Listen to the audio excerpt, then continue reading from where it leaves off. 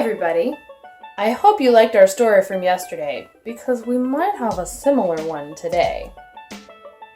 But before we read our story for today, I think we should do one of our calendar times.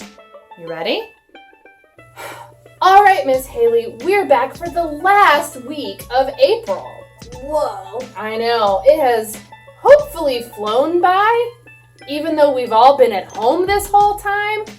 Oh my goodness. Alright, so then what was yesterday's number, Miss Haley? 27. 27. I have to sit on not my feet anymore. My toes are going numb. Alright, 27. So then what does that make today's number? 28. Sometimes even grown-ups don't have their brains work. That happens to me all the time, Miss Haley. Oh man. Alright, so then if today is the 28th, what is our day? Tuesday. Tuesday. It starts with a T and a U. Tuesday. There you go. And we are still in April for one more week. 3 more days, actually. These are the last 3 days. Okay, I think that's all of our parts, so we should say our date. You ready? Yeah. Great. Today is Tuesday, April 28th, 2020. All right, now the calendar time is over. I think we should read another story. And look, it's another Corduroy book. This one is called A Pocket for Corduroy. Oh, look, see, he's wearing the same green overalls as the last book, but he's got a brand new purple pocket on it. I wonder how that got there.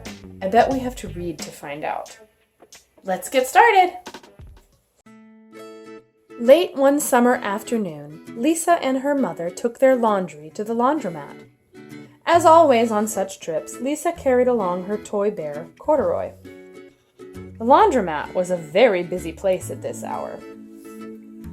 "Now, Corduroy, you sit right here and wait for me," Lisa said. "I'm going to help with our wash."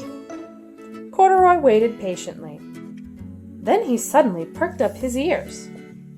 Lisa's mother was saying, "Be sure to take everything out of your pockets, Lisa dear. You don't want your precious things to get all wet and soapy." "Pockets?" said Corduroy to himself. "I don't have a pocket." He slid off his chair. "I must go find something to make a pocket out of," he said, and he began to look around. First he came to a pile of fancy towels and washcloths, but nothing was the right size or color. Then he saw a huge stack of colorful clothes in a laundry bag. "There ought to be something in there to make a pocket out of," he said. Without hesitating, he climbed inside the bag, which was filled with pieces of wet laundry. The dampness didn't bother Corduroy in the least. "This must be a cave," he said, sighing happily. "I've always wanted to live in a dark, cool cave." When the time came for Lisa to fetch her bear, he was gone. "Oh, Mommy!" she exclaimed. "Corduroy isn't here where I left him."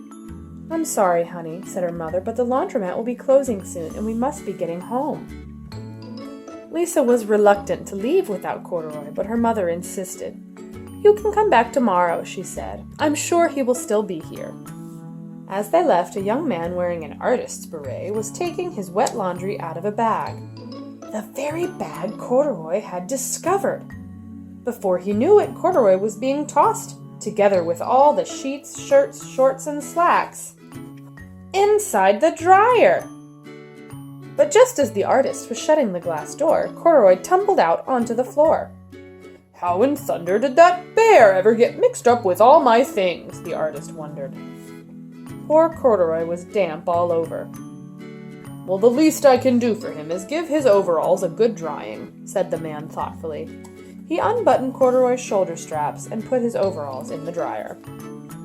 Corduroy grew dizzy as he watched the clothes spinning around, but the artist became inspired.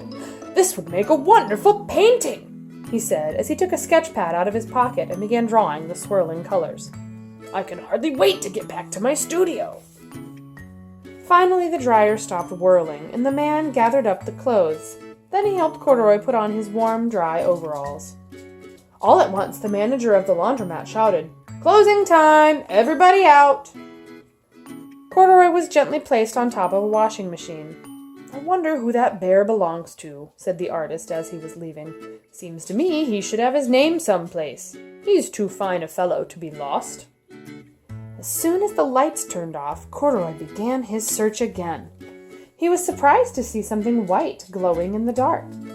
"Maybe it's snow," he said excitedly. "I've always wanted to play in the snow." He accidentally tipped over the open-lidden box, and suddenly he was covered with soft, slippery soap flakes. Gradually, Corduroy began to slip and slide. "Oh, what fun!" he said with a smile. "I've always wanted to ski down the steep side of a mountain." He landed paws first in an empty laundry basket. "This must be a cage," he said, peeking through the bars. "I've never wanted to live inside a cage like a bear in the zoo." But by now Corduroy felt drowsy, and soon he nodded off to sleep. Next morning, when the manager came to open the door of the laundromat, there was Lisa waiting. "I left something here yesterday," she explained. "May I look around?"